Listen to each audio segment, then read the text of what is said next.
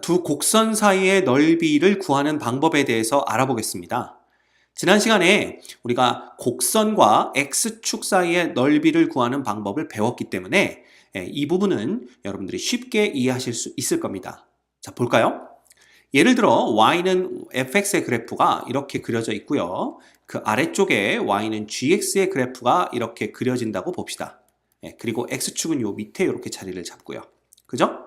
그랬을 때 x는 a 및 x는 b, 그리고 두 곡선으로 둘러싸여진 부분의 넓이, 즉 요 부분이 되겠죠, 요 부분. 그죠?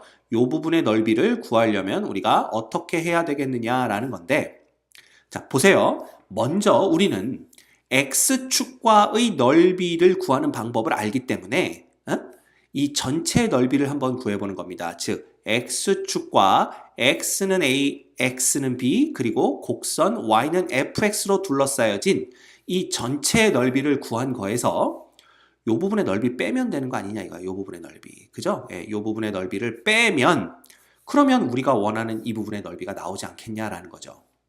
그렇게 생각하면 아주 간단합니다. 자, 따라서 우리는 요 색깔별로 써볼까요? 이 녹색 부분의 넓이가 a부터 b까지 fx dx가 되는 거고요. 그 다음 요 빨강색 부분의 넓이가 a부터 b까지 gx dx가 되는 건데, 우리가 얘를 구하려면 그냥 이 둘을 뭐 해주면 된다고?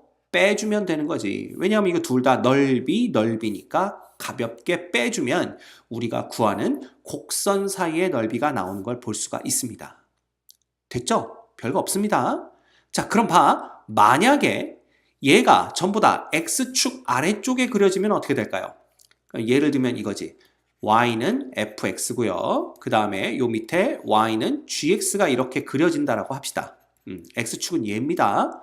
그러면 똑같이 x는 a가 여기에 있을 거고요. x는 b가 여기에 있다면 요 부분이죠. 그죠? 요 둘러싸여진 부분의 넓이는 어떻게 구할 수 있겠느냐라는 거예요. 요 부분의 넓이. 요렇게. 그죠? 근데 이것도 마찬가지야. 우리가 x축과의 넓이를 알고 있다라는 거지. 그지? 그러면 이거 전체로 봐서는 이번에는 바뀌었네. 그죠? 우리 색깔을 좀 바꿔볼까요? 이게 두 개 구분이 잘 안 되니까 여기서부터 여기까지 전체의 넓이를 구하는 거지. 요렇게. 그죠? 요런 식으로 여기까지 전체의 넓이를 구한 거에서 누구의 넓이를 빼주면 돼요? 요 부분의 넓이를 빼주면 되는 거야. 자, 그러면 봐. 이 파란색 넓이는 어떻게 구하는지 그거부터 볼까요? 이 파란색 넓이는 보세요. 인테그랄 a부터 b까지 g입니다. gx dx예요. 그런데 이렇게만 해주면 이 y는 gx가 x축 아래쪽에 그려졌기 때문에 이 파란색 부분의 넓이가 나오는 게 아니라 그 넓이에 마이너스가 달린 놈이 나오죠. 즉 넓이가 음수가 돼서 나오기 때문에 우리는 이 파란색 넓이를 구하려면 앞쪽에 마이너스를 붙여주셔야 됩니다. 그렇죠? 그 다음에 요 녹색 부분의 넓이 구해볼까요? 녹색 부분의 넓이도 인테그랄 a부터 b까지 fx dx인데 얘를 그냥 적분해주면 이것도 아래쪽, x축 아래쪽에 그려졌기 때문에 넓이가 나오는 게 아니라 넓이에 마이너스를 붙인 놈이 나오는 거죠. 따라서 얘의 넓이는 이 정적분 값에 마이너스를 붙여야 되는 겁니다. 그럼 봐. 우리가 해야 될 거는 바로 이놈과 이놈을 빼주면 뭐가 다른 거야? 우리가 원하는 넓이가 나온다라는 거지. 그지? 따라서 봐. 여기가 마이너스에 마이너스니까 여기는 플러스가 돼요. 따라서 얘를 그대로 앞쪽으로 빼주면 a부터 b까지 fx dx가 되고요. 그 다음 얘는 마이너스가 있으니까 마이너스 a부터 b까지 gx dx가 된다라는 것을 볼 수가 있습니다. 즉 어떤 경우와 위에서 우리가 살펴봤던 그죠? 이 경우와 똑같은 식을 얻어낼 수가 있는 거죠. 즉 둘 다 x축 위쪽에 있든 둘 다 x축 아래쪽에 있든 두 곡선 사이의 넓이라는 것은 어떻게 구한다? 항상 위쪽에 그려진 y는 fx가 두 군데 다 위쪽에 그려져 있습니다. 거기에서 아래쪽에 그려진 y는 gx를 빼서 적분을 하면 된다라는 거지. 즉 얘네 둘 다 모두 그냥 어떻게 하면 돼요? 또 이거 나왔네. 그지? 얘는 인테그랄 a부터 b까지 위에 거에서 아래 것을 빼서 적분을 해주면 된다.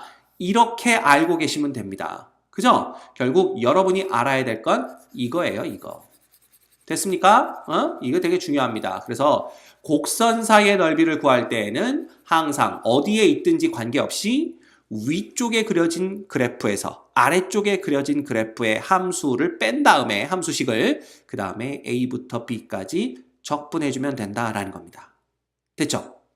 자, 근데 만약에 이게 서로 엇갈려. 즉 y는 fx가 이렇게 주어졌을 때 정신 못 차리네요. 그죠? 네. 요게 y는 fx의 그래프야.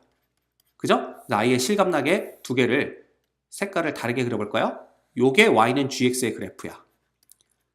그쵸? 그러면 얘네들로 둘러싸여진 부분의 넓이를 구하여라 라고 했으니까 그때는 어딜 구해야 돼? 바로 여기지. 그죠? 요 부분과 어느 부분? 요 부분도 그려야 돼요. 네, 마치 안경 같은 모습을 하고 있지만 요 두 부분의 넓이를 구해야 되는 거지. 그지? 그럼 만약에 우리가 요 지점을 A라고 하고 X값입니다. 요 지점을 X는 B지점, 요 지점을 X는 C지점이라고 한다면 당연히 우리는 두 곡선 사이의 넓이라는 것은 항상 위에 거에서 아래 것을 빼서 적분한다 라고 알고 있습니다. 그럼 A부터 C까지는 y는 fx가 위쪽에 그려져 있고요.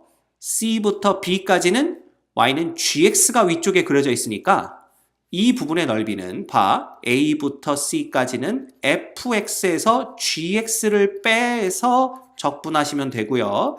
더하기 C부터 B까지는 거꾸로 gx에서 fx를 빼서 적분을 해주시면 됩니다. 그지? 이렇게 우리가 요 넓이를 구할 수가 있어요. 그리고 얘네들은 뭐 x축 위에 이렇게 그려지든 x축 아래에 이렇게 그려지든 아니면 뭐 x축에 걸쳐서 그려지든 관계없습니다. 두 곡선 사이의 넓이는 무조건 위쪽 그래프에서 아래쪽 그래프의 함수식을 뺀 걸 적분해서 구할 수 있습니다. 오케이? 그럼 이걸 또 보기 좋게 깔끔하게 쓰는 방법은 뭐냐 하면 이거죠. A부터 B까지 절대값 fx 빼기 gx를 적분하는 겁니다. 왜? 이러면 여기 A부터 C까지에선 얘가 fx, gx로 나올 거고요. C부터 B까지는 gx 빼기 fx로 나올 거기 때문에 그렇죠. 결국 이렇게 써놓으면 간편하긴 하지만 결국 얘를 계산하기 위해선 위의 식을 봐야 된다는 겁니다. 그래서 우리가 알아야 될 거는 어떤 경우든지 관계없다 이거야. 항상 두 곡선 사이의 넓이는 위에 그려진 그 그래프의 함수식에서 아래쪽에 그려진 그래프의 함수식을 뺀 놈을 정적분하면 된다. 이렇게 알고 계시면 되겠어요. 됐죠?